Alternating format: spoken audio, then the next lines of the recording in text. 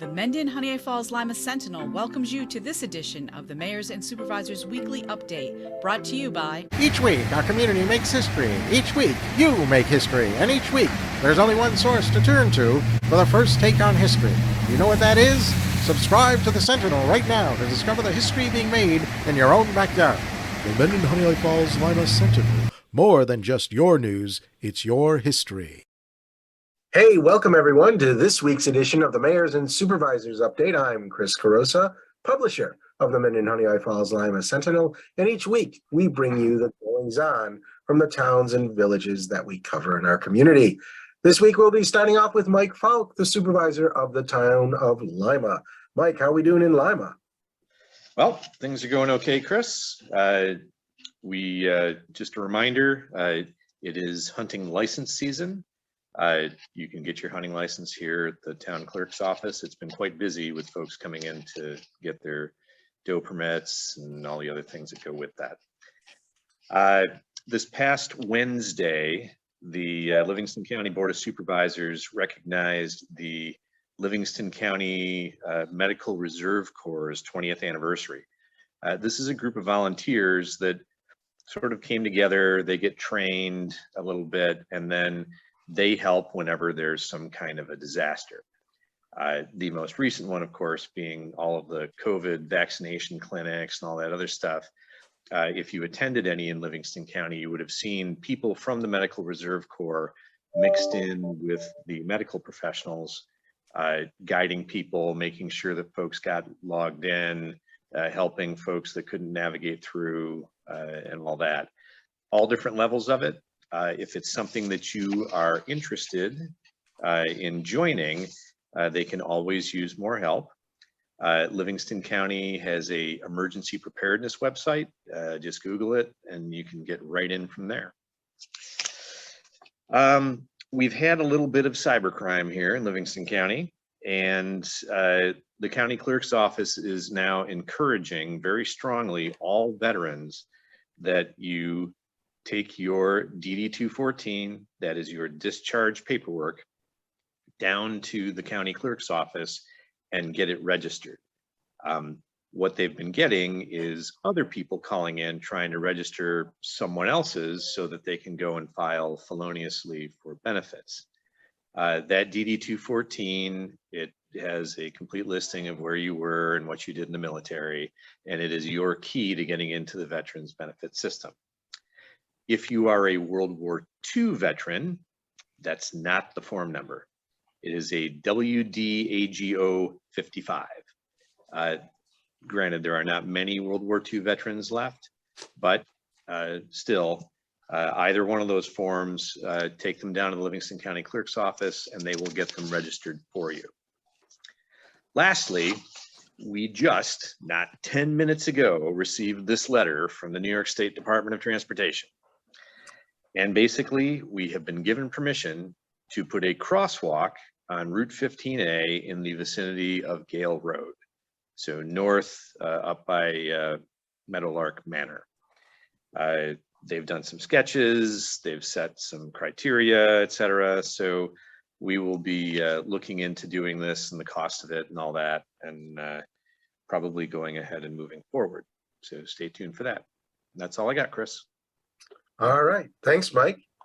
We're gonna move over to Maggie Ridge in Scottsville. You don't see her on here right now, so I'm going to read what she wrote me. Here are the Scottsville updates. The Halloween door decorating contest has officially been launched.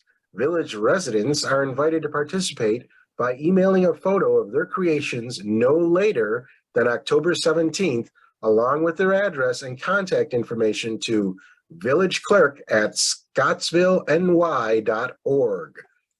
We will upload the photos on our Facebook page and the website, and voting will begin.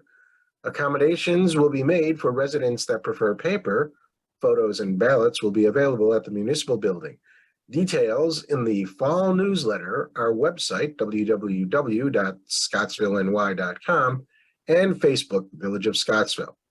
By the way, if you prefer to have a paper copy of the newsletter, or if you are not on our mailing list or email distribution list, let us know by calling 585-889-6050. Talks and walks, hikes and bikes, two great events to showcase the natural and man-made beauty of Scottsville. Both events are the result of passionate people who are proud of our past with clear visions for our future. On Thursday, October 20th at 6:30 p.m. at the Scottsville Free Library, the Wheatland Historical Association will host Caitlin Meaves, Director of Preservation for the Landmark Society. Her topic will be the importance of having a historic district and what the Landmark Society can offer homeowners. Then on Sunday, October 23rd at Johnson Park Pavilion, the Friends of the Genesee Valley Greenway will host its annual meeting with an afternoon of free events, including hike or bike on the newly resurfaced Greenway, including the opportunity to visit Genesee Valley Canal's only cut stone lock, a guided tour of the Rochester Street Historic District will be hosted by Village Historic Preservation Commission Chair and resident Jim Yarrington. The rest of the program will include a celebration of the 30 years on the Greenway, a dish to pass dinner, followed by a brief business meeting. For more information and times for each event, visit www.fogvg.org. And with that, I'm going to turn it over to John, doing a little switch here. So John, why don't you tell us about what's going on in the town of Mendon? So at our last town board meeting, which took place on September 26th, we made a few changes. The town board did to the tentative budget, and it is now the preliminary budget. It's available on the town website. We scheduled a public hearing for Monday, October 17th at the community center on North Main Street in Honeoye Falls. Certainly any of our residents are welcome to attend that public hearing and give us your input on the 2023 budget. 2023 budget is the tax rate is flat as compared to 2022. And we certainly look forward to completing the budget process. We also scheduled a workshop meeting for Monday, October 24th, same location, regarding short-term rentals. So we want to hear from our residents about possibly changing our local law regarding short-term rentals. And the way I've explained it, I believe I've mentioned it on this broadcast before, is that if the house next door to you is sold and it becomes a short-term rental, and a short-term rental is described as something less than 31 days. How do you feel about it? And what kind of precautions and do you want put into the town code regarding short-term rentals? So just because it's not happening next door to you or in your neighborhood doesn't mean that it can't happen in the future. And once again, this is the town of Mendon outside the village of Honeoye Falls. The village of Honeoye Falls has its own zoning. The military memorial and spray park on Summel Road is progressing. We're having regular construction meetings. Brush pickup will start on Monday, October 3rd. They will start on the east side of the town of Mendon and work west. Once again, this is only for residents who live in the town of Mendon outside the village of Honeoye Falls. If you have brush at other times of the year, because we do a both spring and fall brush pickup, you can bring it to the highway department on Summel Road during regular business hours. The youth center is back open again.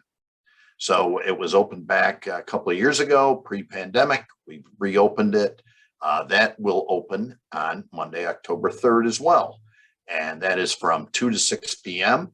Monday, Tuesday, Wednesdays, and Thursdays. It's for students in grades 6 through 8.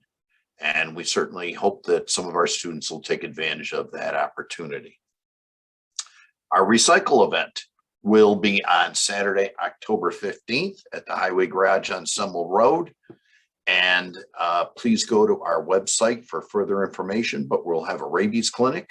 There'll be a shred event, and I add that the shredding will take place on site. There is a pharmaceutical collection by the Monroe County Sheriff's Department and electronics recycling. So I certainly welcome all of our residents to take part in that. Once again, that is the entire town of Mendon, including our Mendon residents within the village of Honeoye Falls. And lastly, school tax payments for Mendon residents for the Honeoye Falls-Lima Central School are accepted at the Mendon Town Hall, the tax receiver's office, which is also the town clerk's office. And they also receive tax payments for those residents who live in the Pittsford School District. So the last day for full payment without interest is Monday, October 3rd. They will continue to collect payments after that with interest. If you're taking the multiple payment route, you cannot make any payments at the Mendon Town Hall. You have to mail those directly to the county. Once again, Chris, thanks for having me. All right, thanks, John. And this is what I've got from Rick with regards to the village of Honeoye Falls. He wants to remind everybody that the village brush pickup will end on October 7th. So that's for the village of Honeoye Falls. The village will begin to prepare our trucks for leaf pickup season, as well as preparing for snow plowing. The annual Pumpkin Festival, sponsored by our local Girl Scout troops, is scheduled for Saturday, October 15th at Harry Allen Park from 6 to 8 p.m. This has become one of the most anticipated events in our village community and great fun for the children and families. Honeoye Falls Boy Scout Troop 10 fundraiser being held at Difford Inn on October 15th from 1 to 4 p.m. This is for a pulled pork drive-through dinner. $15 tickets may be bought in advance from Troop 10 members. And now, turning to Rick's job as county legislator, a public hearing on the redistricting process was held this past Wednesday. This will now move to the full legislature for vote and hopefully passage at the October 11th full legislature meeting. The county administration is now looking at ARPA funded projects throughout the county. There are certainly some great projects being reviewed, but also many that have not been chosen that the legislature would like to learn more about. One concern is that no projects submitted by our towns were chosen, and I believe the legislature will want to fully review all the potential projects before moving forward. We do have plenty of time to move projects forward, so we want to ensure that the money is spent in the best way possible. And that's it from Rick Milne. Anything that either of you guys left off the table that you want to bring back on? Being none, I want to thank you for being a part of today's show, and thank you for watching. Remember, we are airing every Sunday at 1 o'clock on our Facebook page. If you like the page, you'll be notified when the broadcast starts. Similarly, on our YouTube channel, if you subscribe to that, then when the broadcast starts there at 1 o'clock Sunday, you'll also be notified. That's it for this week. Bye-bye for now, and we'll see you next week.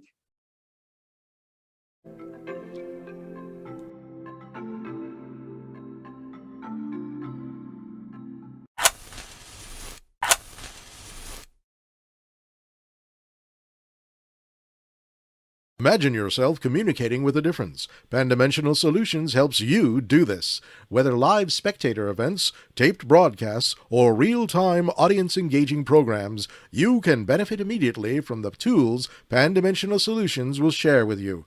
Do you want to make a difference? Contact us at pandimensional.com.